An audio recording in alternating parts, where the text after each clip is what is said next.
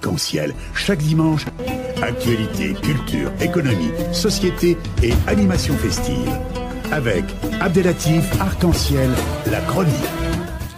Bonjour à toutes et bonjour à tous et bienvenue dans l'émission Arc-en-Ciel sur Radio Pluriel, une émission dédiée ce jour aux États-Unis et notamment à sa politique internationale et avec aussi quelques observations sur le plan national.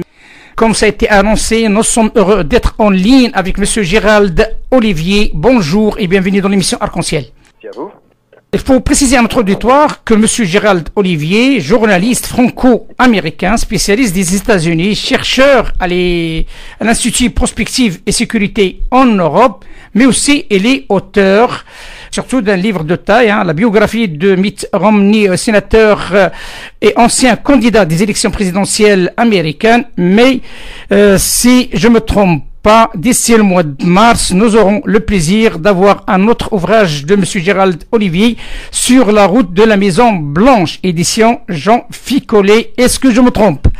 Non, c'est exact. Le livre sortira à l'occasion du Salon du Livre, le 23 mars précisément, et les éditions, c'est Jean Picolec, en effet.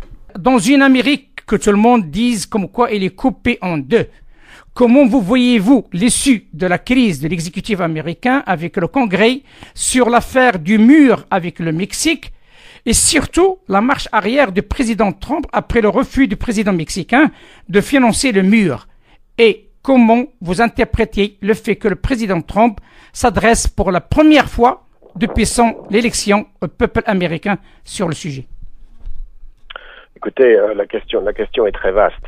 En vérité, le mur était peut-être la promesse la plus importante de la campagne de Donald Trump. En tous les cas, c'était la promesse qui galvanisait le plus ses supporters.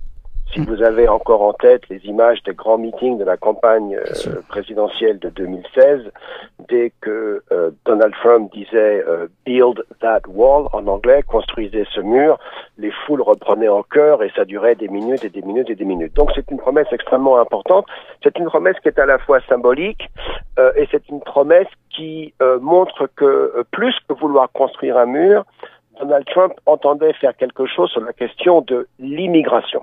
L'immigration aux États-Unis, notamment l'immigration clandestine, est un sujet beaucoup plus vaste que simplement la construction d'un obstacle quelconque, mur ou clôture à la frontière. C'est un problème qui touche à la fois les gens qui arrivent par d'autres voies que la frontière du Sud. C'est un problème qui touche également des enfants mineurs qui peuvent arriver en accompagnant leurs parents, ou bien qui peuvent naître aux États-Unis de personnes entrées illégalement, et ces enfants deviennent alors, eux, légalement américains, puisqu'ils sont nés sur le sol américain, même si leurs parents sont en fait des résidents clandestins. Donc la question est très vaste, et pendant les 2 premières années de son mandat, pendant que Donald Trump bénéficiait d'une majorité aussi bien à la Chambre des représentants qu'au Sénat, il a cherché à mettre en place une loi qui résolve tous ces problèmes. À la fois l'immigration clandestine, qui lui donne des fonds pour construire un mur, et qui considère le cas de ce qu'on appelle en anglais les Dreamers, c'est-à-dire toutes ces personnes dont je viens de citer, à qui Barack Obama avait promis une accession à un statut parfaitement légal aux États-Unis. Malheureusement, il n'y a pas eu d'accord trouvé avec le Congrès, et aux dernières élections, lors de, des élections intermédiaires du mois de novembre, eh bien, les républicains ont perdu leur majorité, au moins à la Chambre. C'est ça. Et du fait de cette perte, ce n'est plus Donald Trump aujourd'hui qui contrôle les éléments du débat. Donc plutôt que de trouver une solution générale au problème de l'immigration, il s'est focalisé sur sa promesse électorale, la construction du mur, et il demande simplement au Congrès de lui allouer les fonds pour cette construction. Rappelons qu'aux États-Unis, le président a beaucoup de pouvoir, mais c'est le Congrès qui contrôle les cordons de la bourse. Si le président veut dépenser de l'argent, et le mur va coûter de l'argent, eh bien c'est au Congrès d'autoriser cette dépense. Pour l'instant, le Congrès refuse, parce que la Chambre des représentants, à majorité démocrate, s'y oppose, et nous sommes donc dans l'impasse. Maintenant, en ce qui concerne faire payer le mur par le Mexique.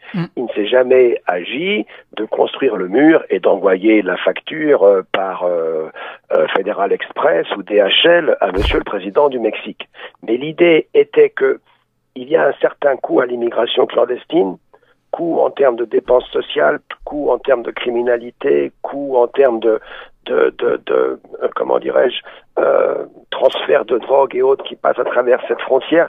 Il y a un coût également pour le Mexique qui se retrouve avec des gens qui traversent systématiquement son pays et qui se retrouvent à s'accumuler à la frontière. Donc il y a un intérêt commun à ce que cette frontière soit mieux policée.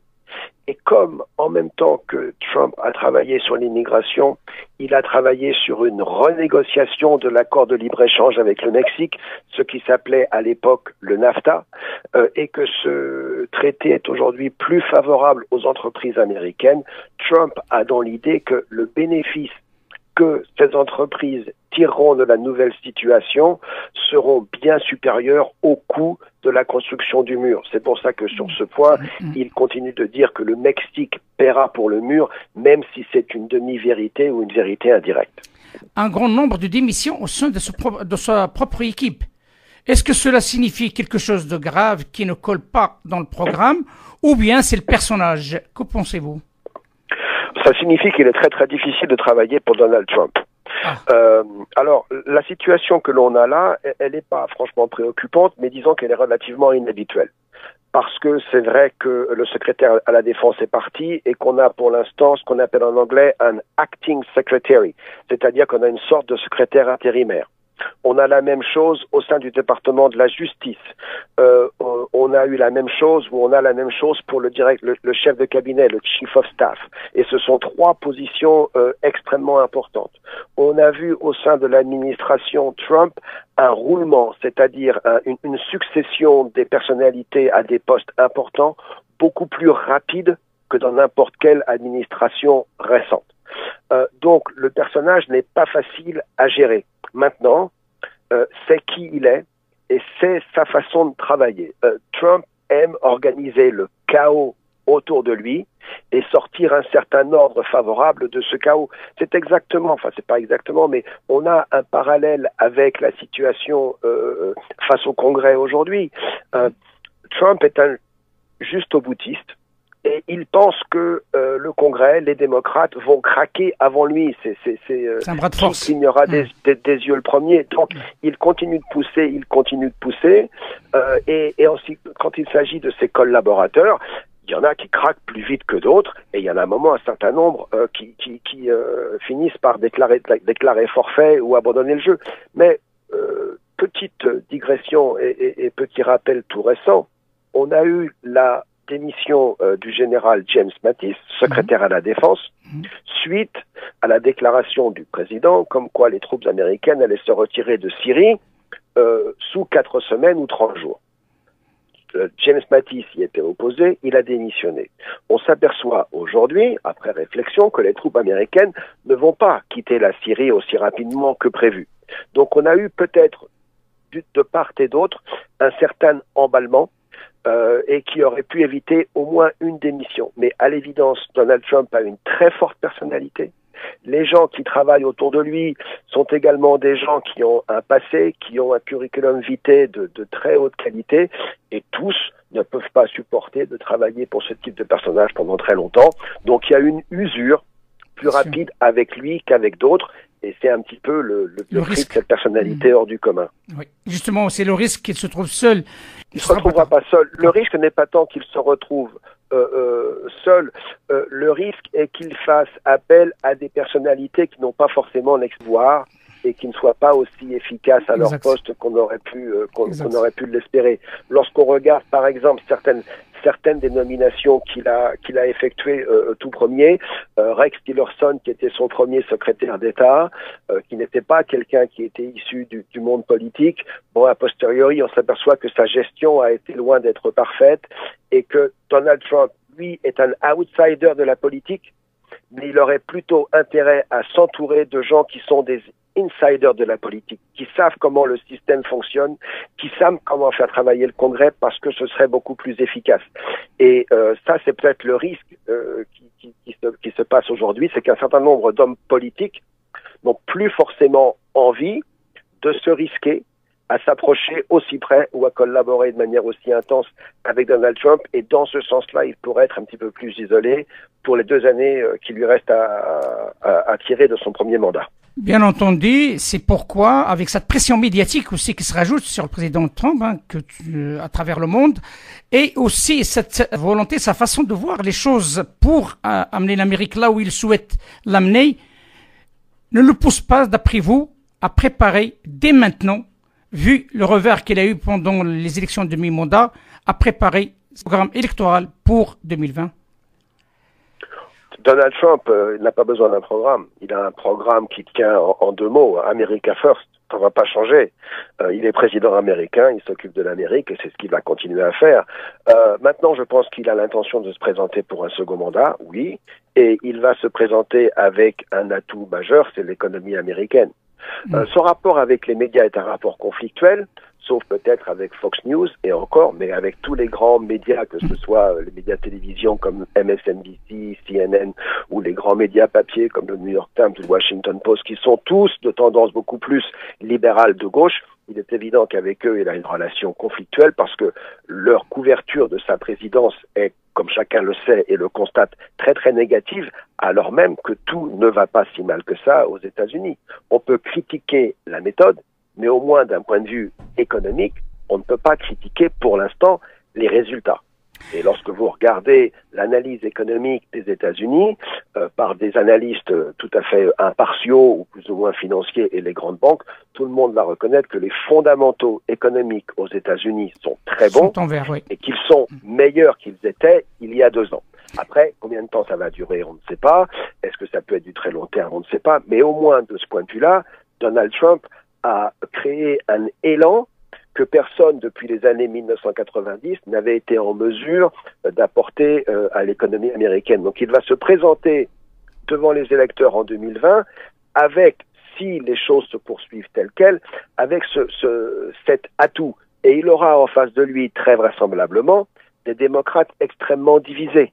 Parce que aujourd'hui, l'opposition démocrate, elle, n'a pas vraiment d'agenda, elle n'a pas vraiment de pouvoir, et la division que l'on a observée à l'occasion des primaires démocrates en 2016, c'est-à-dire une division entre Hillary Clinton plutôt centriste et un Bernie Sanders très à gauche avec des politiques très socialisantes, dirons-nous, cette division, elle est réelle, elle existe et on va l'observer au sein des différents candidats qui vont se présenter à la nomination démocrate et qui vont être vraisemblablement très très très nombreux, un petit peu comme les républicains l'étaient en 2016. On va voir une douzaine, une quinzaine, peut-être encore plus de candidats et on s'apercevra à ce moment-là que le Parti démocrate ne parle pas d'une seule voix.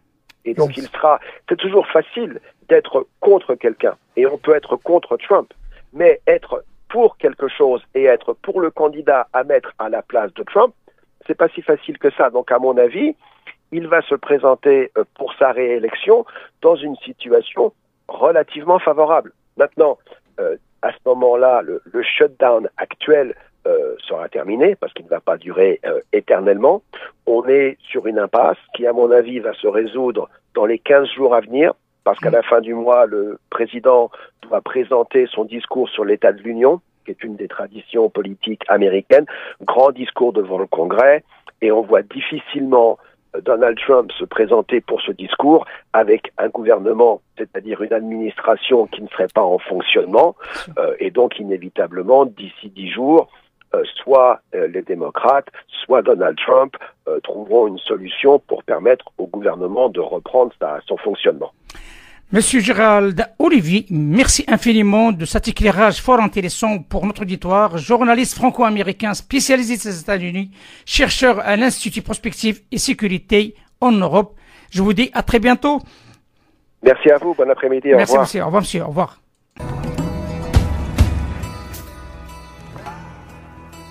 Arc-en-ciel, chaque dimanche, actualité, culture, économie, société et animation festive. Avec Abdelatif Arc-en-ciel, la chronique.